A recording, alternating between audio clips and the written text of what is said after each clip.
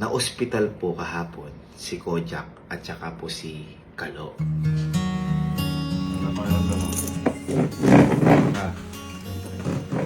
Hilo. Hilo tapos mainit.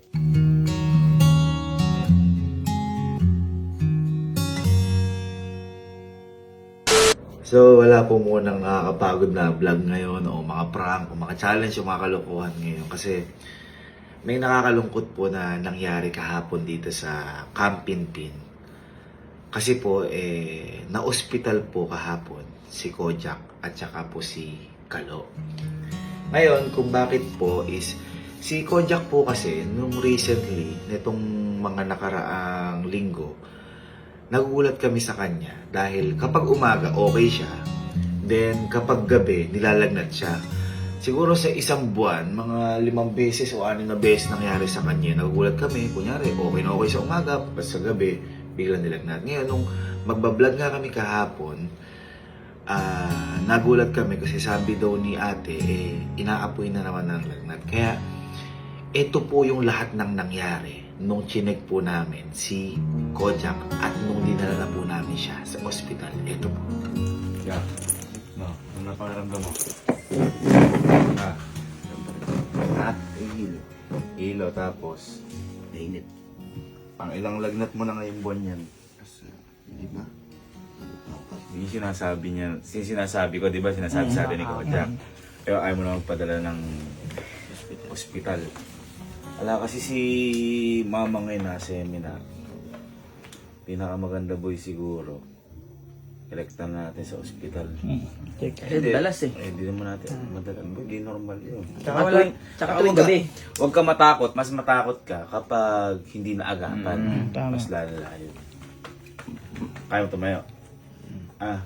Tingin ko nga. Magaling na si Kojak. Okay. Tara. Bawal sa akin, may sakit ng Nilalamig talaga ka. tayo. Wala kang jacket ba? Parang maano ka pa sa akin. Parang masigla ka ba? Hindi. Ano pa nararamdaman mo? May... Kojak Hospital, hindi Baguio. Hindi nilalamig ako eh. Diba? Belata parang... O Jack, sasakay ka sa ano, hindi ka magra-ride. Alayin yun. Hindi natin alam kung ano, pero ang mga ano namin, ang mga hula namin, kasi hindi naman kami expert pagdating sa ganyan kay Kojak. Feeling ko Kojak, ano yan, yung UTI. Kasi dati naglagnat ako, di ba yung UTI? Oo, dalas. Pero mas okay ng ano. Mahilig ka rin kasi sa coke, Saka maalat. sa maalat, sa alak. Nag-aalak ka din. Boy, ukos yun, boy. Mahina yun. Abay, hindi ah. Ihilo na UTI, di ka nga halos makakainom kasi masakit eh. Oo, gago. Hindi na masakit pag mo. So, kailangan masakit na rin. Hindi na Kojak, naglakad ka na. Ano ba? Ano yung episode? Parang gumagano'n yung paningin mo. Mabigat yung pakiramdam. At ang matindi kasi kay Kojak, kaya pinipilit ko rin siya mag-hospital, no? Kaso ayaw nga na to. Kasi kada umaga, gumagaling. Nawawali lang na. Tapos pag gabi, babalik. Sabi pa kayo pumapasok na eh. Nauna pa nga sa akin yun. Magkakasama sa may unang bahay, hindi ka naman nagkakaganyan. Tapos bigla ka nagkaganyan. Nagbabitamins ka ba? Isa pa yan, mga boy, kailangan mag-vitamins na rin tayo parate. Bumili daw si mama ng mga vitamins. Kasi yun din aminado rin ako dun inumin mo na lang. Kinakatamaran pa. I-practice natin. Kaya kayo guys, mag-vitamins kayo parate. Lahat ng letra ng vitamin. Vitamin A, B, C, D, E, F, G, H, I, J, K, M, N, O, P.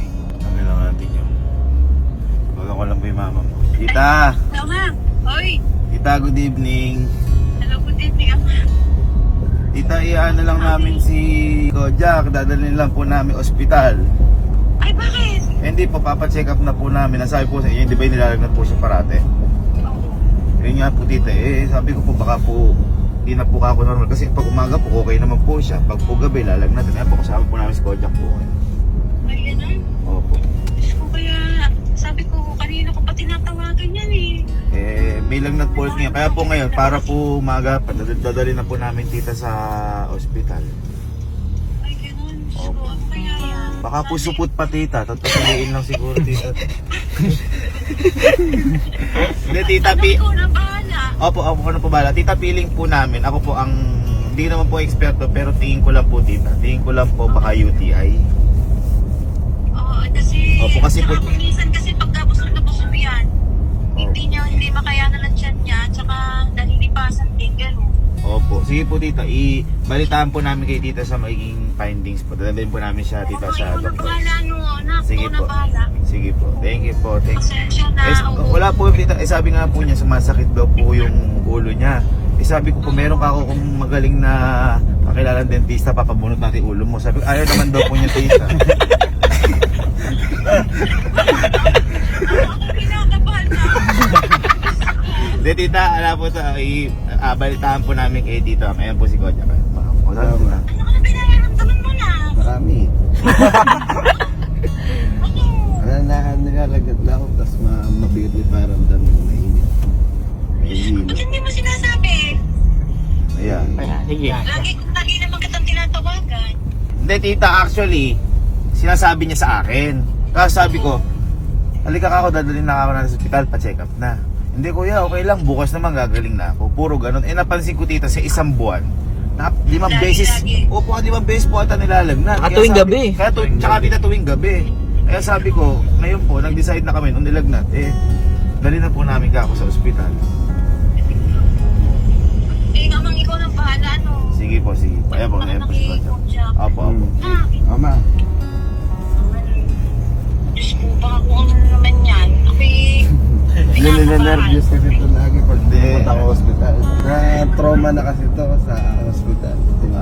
Sa akin. Sige, paano? Ikaw nang bahala. Opo. Nagiging. Opo, opo, sige po, tita. Ako na bahala. Opo, opo. Thank you po, tita. Ingat po kayo. Balitaan mo na lang kami na. Sige po, thank you po, tita. Ingat po kayo. Bye-bye po. Love you, tita. Bye-bye po. Bye-bye. Love you. Opo. Sir, pakidala sa bar. Oh, baka mamaya yung magpagaling sa'yo eh. Hindi, inaano ko lang. Nakangiti ang dimo ko. Akin na din naman. Parang gumaling. Nakarinig lang ng bar. Kaya ka nilalagnan. Parang gumaling ang mo.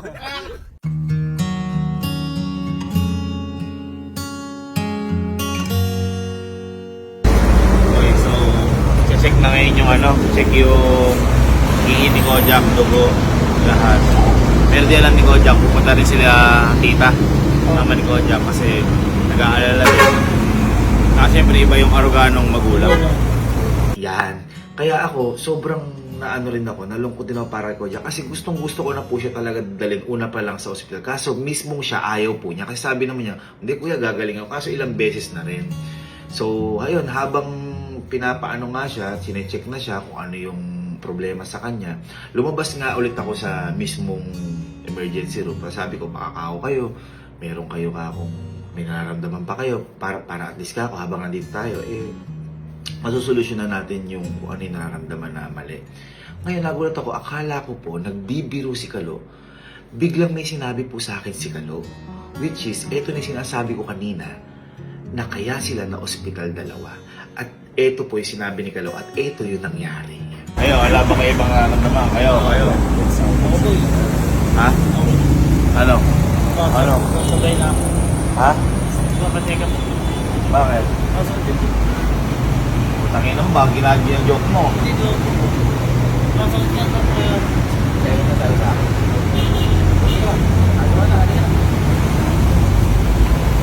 Ang ina sumasakit doon dibdib ni Galo. Pero yun nga, di bali nang pa-check natin yung mga nararamdaman kahit konti. Basta safe.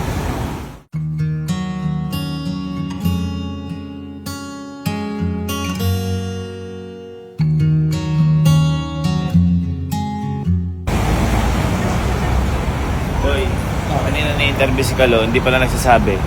Sabi nga ng nurse kung rate 1 to 10, 5, makaya mo i-handle, 10 pinakamasakit. Ilan yung chest pain? Sagot ni Galo 8 or 9. Okay. Tapos kapag daw gumigising siya, kapag umaano, masakit na masakit daw. Kaya punta ka muna boy doon, tsaka muna. Yan. Ngayon, habang nasa emergency room silang dalawa, kinontak ko na rin yung magulang ni Kojak. Kasi di ba, tinawagan ko, pininform ko, kinontak ko na rin na baka pwedeng makapunta sila tita, ganyan. And gusto rin naman nila tita kasi kinakabahan din. Siyempre, nanay po ni Kojak, yung pamilya po ni Kojak. And sabi ko nga po, iba kasi ang aruga ng magulang. Kaya, ayun, nung dumating na po si tita, ito na po yung nangyari. Kita yung kay Kojak, nag-ano po, nag-tinest po yung kay Kojak para ang sabi, either, pero di pa po sure, baka dumamay ang dengue. Pero di pa po sure kasi tinest po yung dugo ni Kojak na kaya. Patinig po pala si Kalo, sumasakit din po yung liver kaya sinabay ko na po. Kaya po ngayon, kaya po check niyo po si ano ito po kayo. Ito lang po siya. Ito na yung mama ni Kalo. Diba? Ta! Hospital si Kalo. Hindi, pero ano tita, okay naman, normal naman lahat. Kanina kasi nandito kami, sabi ko baka kako kayo, meron kayo nararamdaman, may nararamdaman pala si Kalo. Pinospital ko na rin tita, sumasakit na yung dibdib. Oo, ganun tita. Eh at least tita, sure na sure tayo. Kaysa naman mamaya Matagal na sinasabi. Oo po. Ganun tita. May sinabi po tita yung doktor parang ano siya, post-contritis, parang ganun.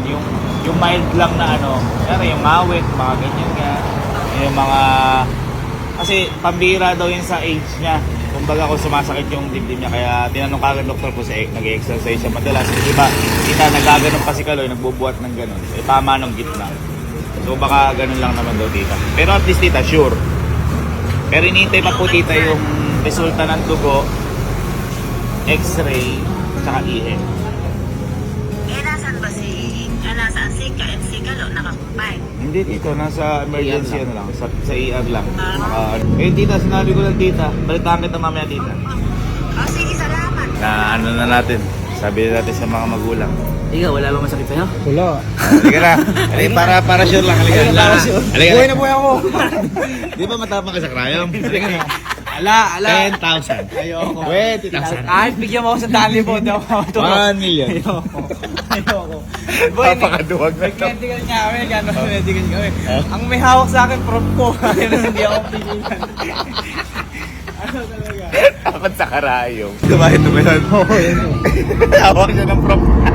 Oh my goodness! Apay! Puta rages! Lord! Wow! Wow!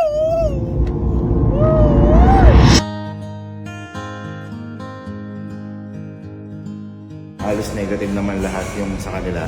Pero yung kay Kojak, basta kapag 3 to 4 days talaga sa internist talaga sa mga specialist. Kailangan mo natin on this money paper only. If you will be healthy. Okay. So, discharge na. Okay na. Ako, nakakalakad na ulit si Kojak. Andiyan natin eh. Magaling. Iba aruga eh. Ano? Yaka. Ngayon, bibili tayo ng gamot nila. Tita, paano tita?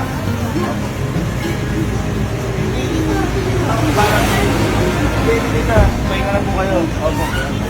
Tita, babay po. So, ayan, ang findings kay Kojak is normal lahat. So, baka sa virus lang. Halimbawa, kung may kunyari sa school nila, ay viral pala. Kung kunyari sa school nila, may lagnat. Baka mamaya nahawa lang siya doon. Sensitive si Kojak about doon. Si Kalo naman, baka muscle, strain. Muscle strain lang. Yung sinasabi ko nga, baka doon mamaya kapag yun sa pagtulog o may masyado mataas yung unan o kaya sa mga mabibigat na yan, pag nagbubuhat. Pero ang kagandahan nga doon, hindi sa pagiging OA. Kanyari, yan, yung may Kojak na yun, alam sa ACES kasi nalagnat. Baka mamaya kasi, isa pa yun boy, kaya pinagbabitamins ka. Baka, hindi ko alam yung mga termino, pero makulang sa stretch yung katawan mo. Saan. So at least, naagapan natin. Alam natin na hindi siya worse.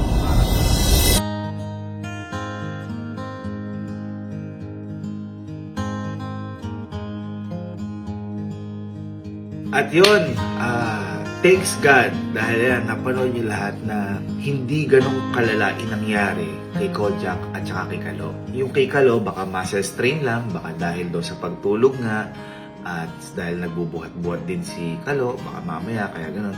And lahat easy niya, normal, dugo, and saka iye, lahat normal po sa kanya. X-ray, normal din.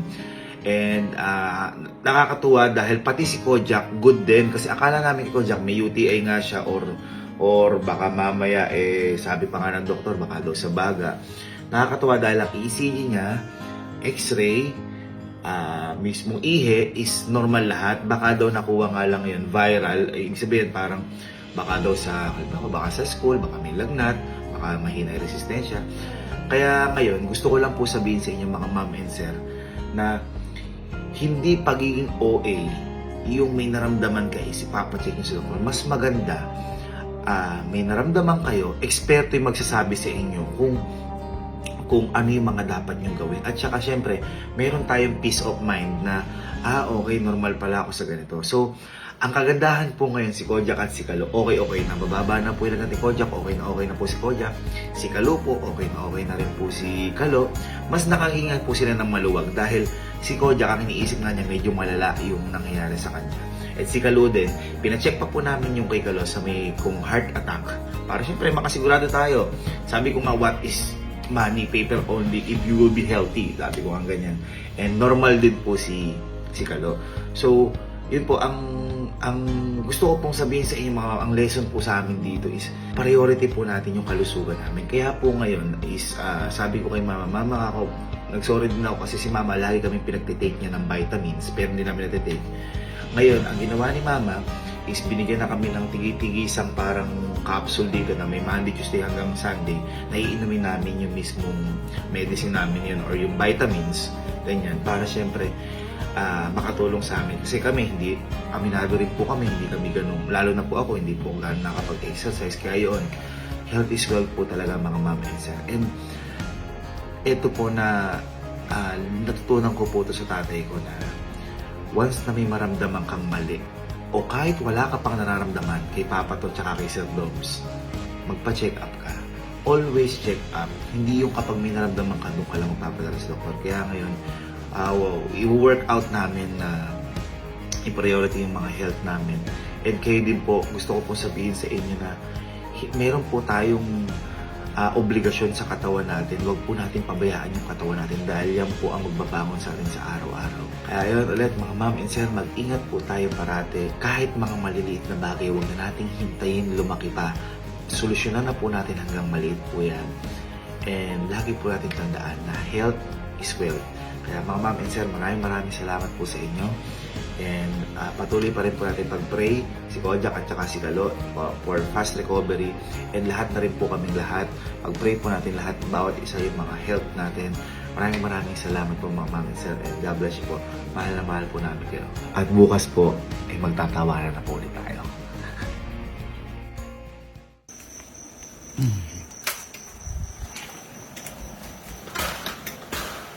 Kamusta ka?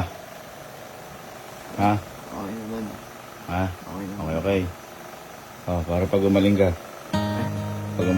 Mag-ano ka? Mag-relax ka. Kasyan.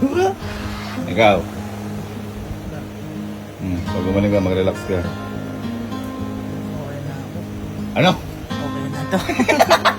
Meron ka pang turok? Ay! Puta! Ano? Ba't nakatayan na sa'yo mo? Takot sa amin na to. Oo. Sa'yo nga yan, bakit? Pa-check up ulit tayo bukas.